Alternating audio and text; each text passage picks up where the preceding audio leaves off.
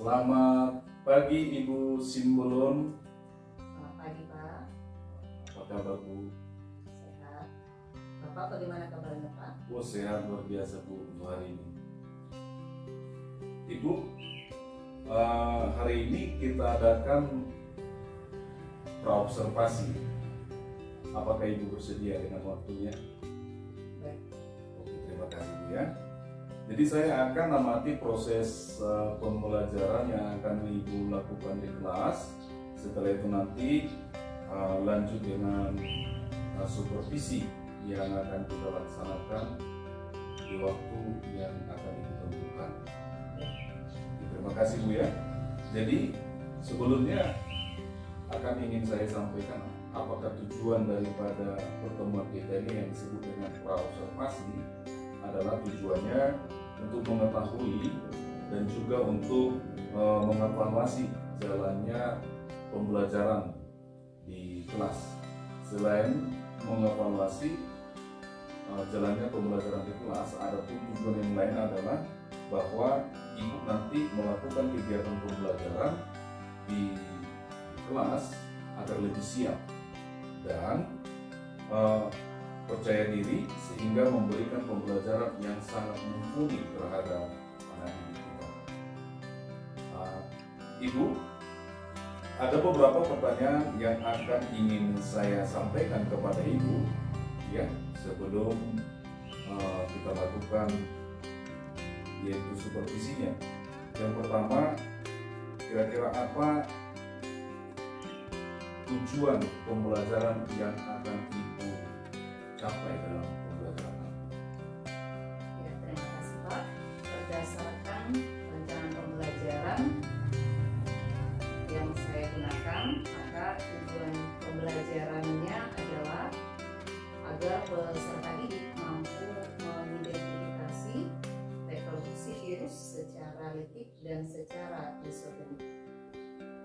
Terima kasih Bu ya. Jadi tujuan pembelajarannya peserta didik kita itu mampu mengidentifikasi reproduksi virus Bu ya. Terima kasih Bu ya. Jadi untuk area pengembangan yang akan Ibu lakukan seperti apa? Ya, untuk area pengembangannya saya menggunakan di pengetahuan dan keterampilan Pak. Di pengetahuan kita mengharapkan peserta didik mampu menjelaskan, mampu memahami bagaimana reproduksi virus tadi secara litik dan secara lisogenik. Dan di keterampilannya kita mengharapkan peserta didik mampu menggambarkan kembali reproduksi virus tadi. Jadi area pengembangan yang akan Ibu lakukan dan Ibu akan targetkan yaitu area pengetahuan dan area keterampilan Bu ya. Terima kasih Bu ya. Jadi bagaimana rancangan pembelajaran yang akan Ibu terapkan untuk ketercapaian ini? Ya, baik Pak. Untuk strategi yang saya gunakan adalah pembelajaran berdiferensiasi. Berdasarkan kesiapan belajar siswa, saya akan membagi peserta didik menjadi 3 kelompok berdasarkan kemampuan, keterampilan, dan keaktifan siswa. Kemudian saya akan menggunakan metode pembelajarannya dengan menggunakan model pembelajaran berbasis masalah, dan medianya saya akan menggunakan bentuk diskusi dan penugasan pada peserta. Terima kasih Bu ya. Jadi yang bisa saya tangkap tadi yaitu pembelajarannya berdiferensiasi, media pembelajarannya adalah yaitu diskusi, kelompok, baru. Selain itu Bu, untuk media yang akan Ibu gunakan dalam pembelajaran itu apa? Ya, untuk media pembelajaran saya menggunakan lembar kerja peserta didik atau LKPD. Kemudian saya akan menggunakan PowerPoint. Kemudian saya akan menggunakan laptop, juga handphone, dan juga buku-buku paket biologi kelas 10. Kira-kira kapan Ibu melakukan kegiatan pembelajaran ini? Waktunya, kelasnya? Terima kasih Pak. Kebetulan saya mengajar di hari Selasa. Yes,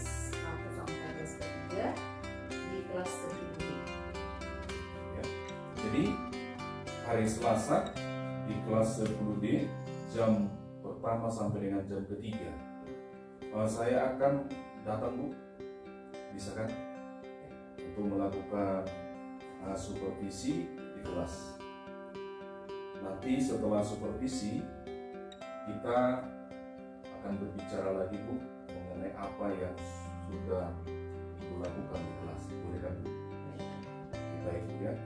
Nah, jadi sebelum kita akhiri pertemuan kita ini di dalam praobservasi, kira-kira apa yang akan Ibu sampaikan atau apa yang Ibu dapat dari pertemuan ini?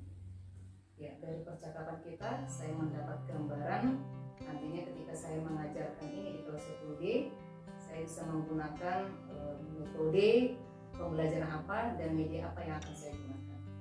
Terima kasih, Bu, ya.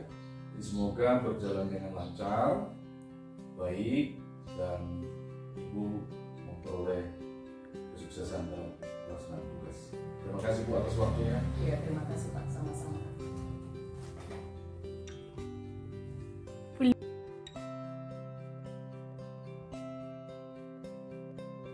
Berdiri. Siap. Beri salam kepada ibu guru kita. Selamat pagi, Bu. Ya, selamat pagi anak-anak didik kami. Pagi luar biasa. Ya, karena pagi hari ini semangatnya sangat luar biasa. Nah, kita akan memulai pelajaran kita. Kita mengawalinya dengan doa. Kami persilakan anak didik kami orang membawakan doa.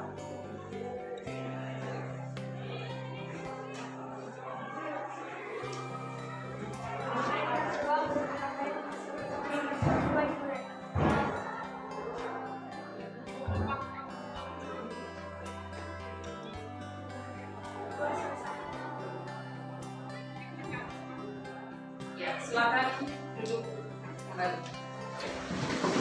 Bisa. Bisa.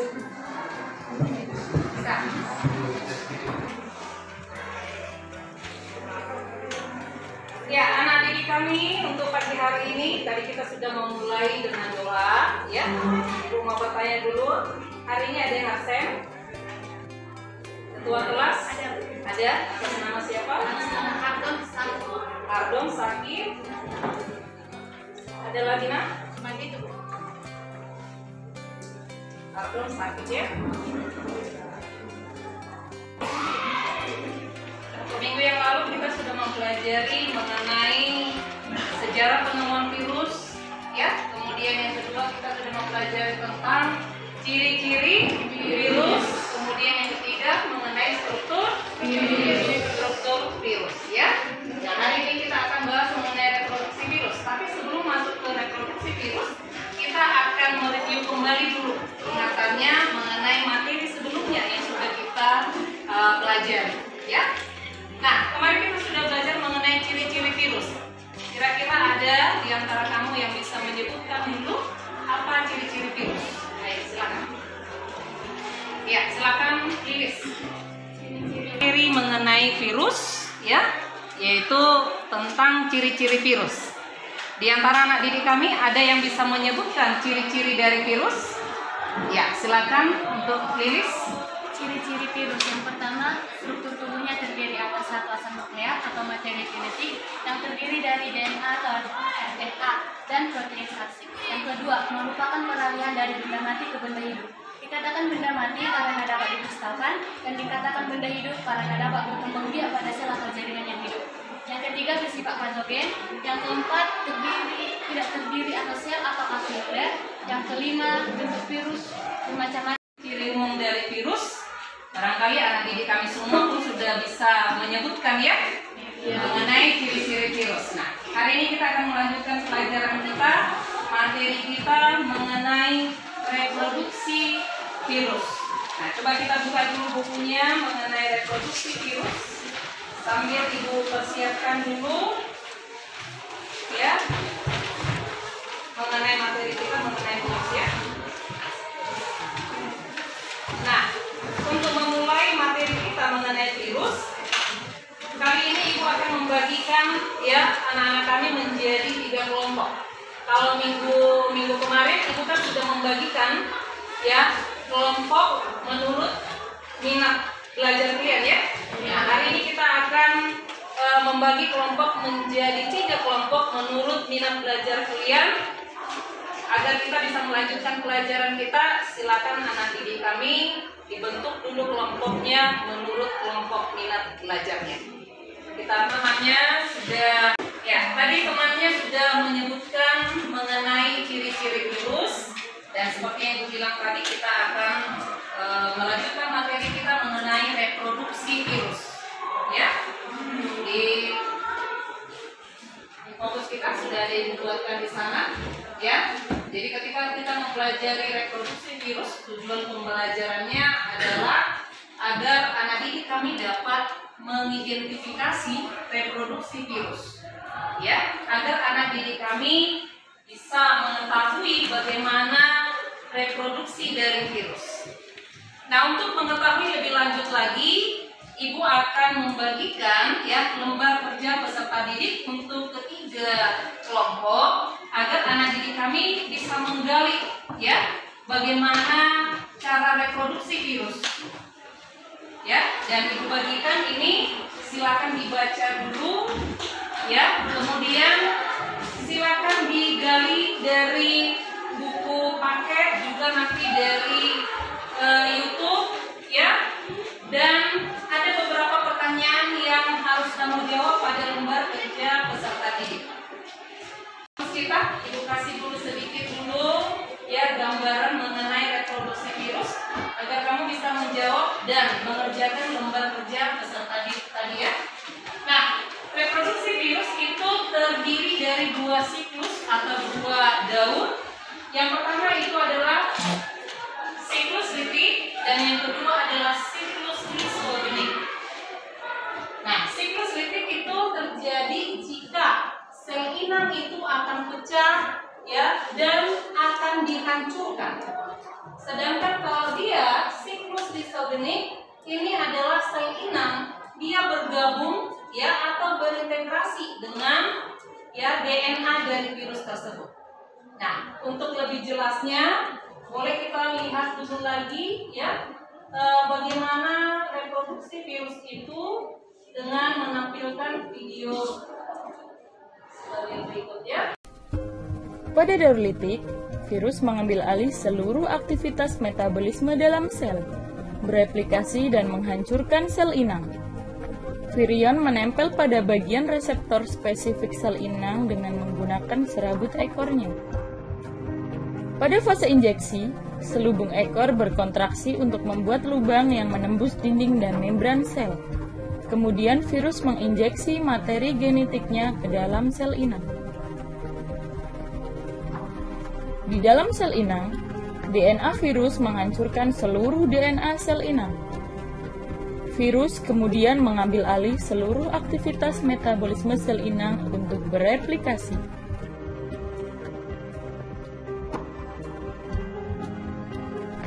Hasil sintetis berupa asam nukleat dan protein dirakit menjadi partikel-partikel virus yang lengkap sehingga terbentuk virion-virion baru.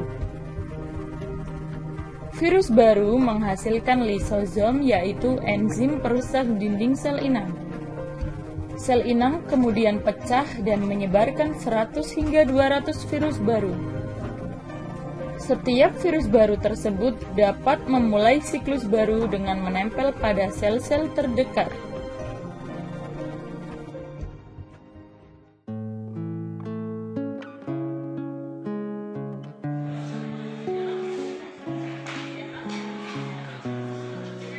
Jadi kalian audiovisual melihat ini.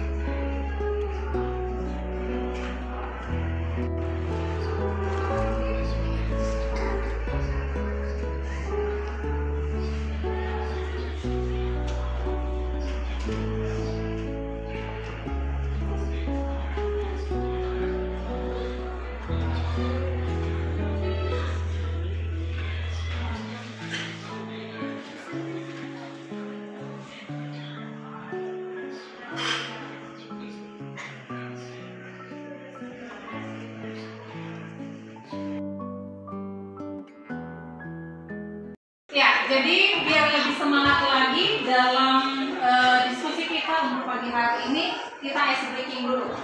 Ya, kita ice breaking dulu, kita menyanyikan lagu P5. Selanjutnya sila. Kita mulai 1, 2, 3. Ya.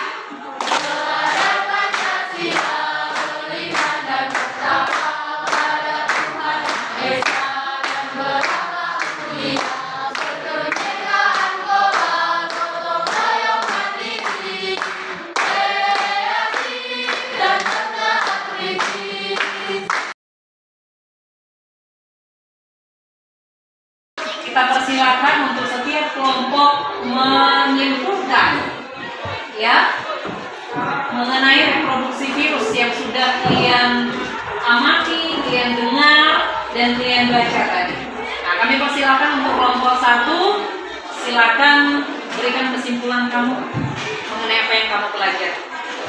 Ibu persilakan.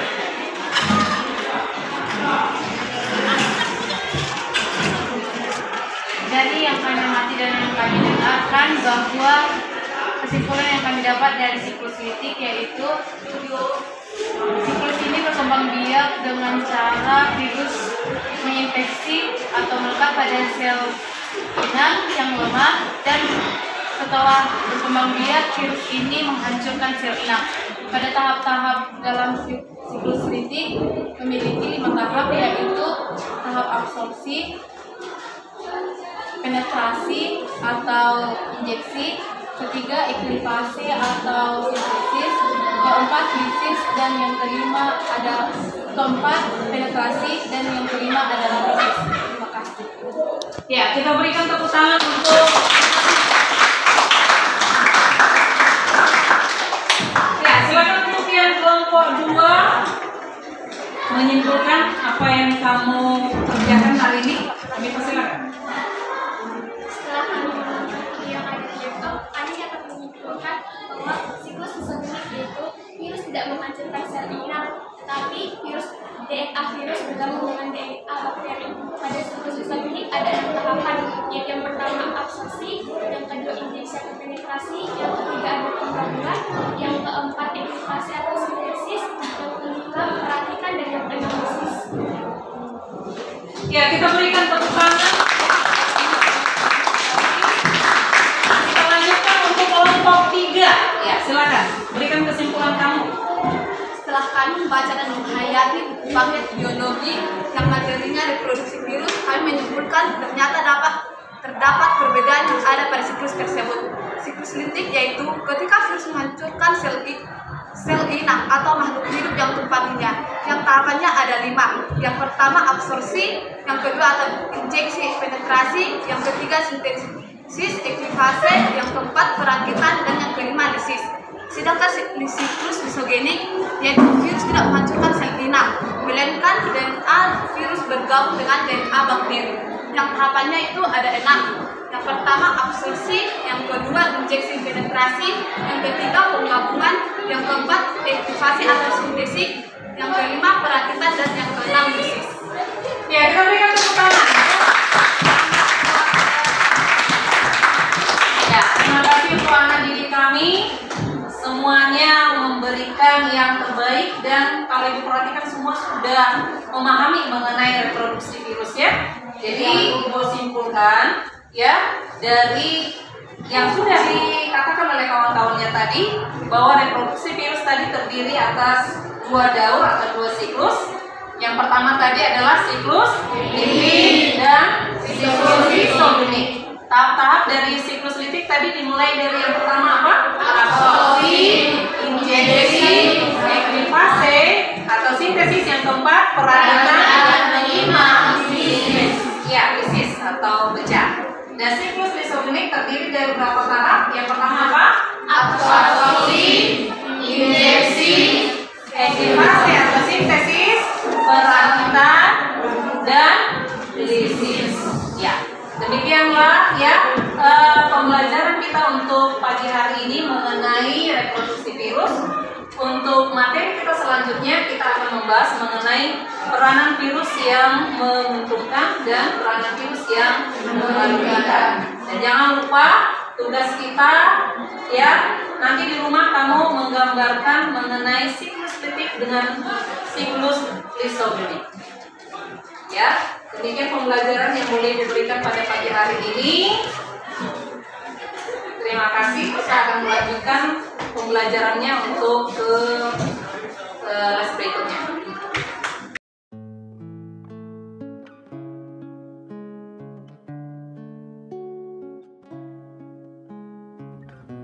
Selamat siang Ibu Dos Maria Simbolon. Bagaimana kabarnya? Selamat siang Pak, kabarnya luar biasa. Ya. Di percakapan pasca observasi ini, setelah Ibu melakukan pembelajaran di kelas tadi, setelah kita melakukan observasi di kelas, ada yang ingin saya sampaikan beberapa pertanyaan. Terima kasih atas kesediaannya. Yang pertama Ibu, bagaimana perasaan Ibu setelah melakukan observasi di kelas tadi? Ya, tentunya ada rasa tegang dan grogi ya Pak. Tetapi puji Tuhan semua berjalan dengan baik. Baguslah Bu, semuanya berjalan dengan baik. Bisa diceritakan Bu pada kita, yaitu mengenai pengembangan apa yang sudah Ibu lakukan di kelas dan langkah-langkah pengembangan apa yang sudah dilakukan juga di kelas. Ya, untuk langkah-langkah pengembangan yang kita kerjakan di kelas, tentunya kita membuat perangkat pembelajaran dan acuan kita dengan menggunakan rencana pelaksanaan pembelajaran atau RPP Pak di kelas.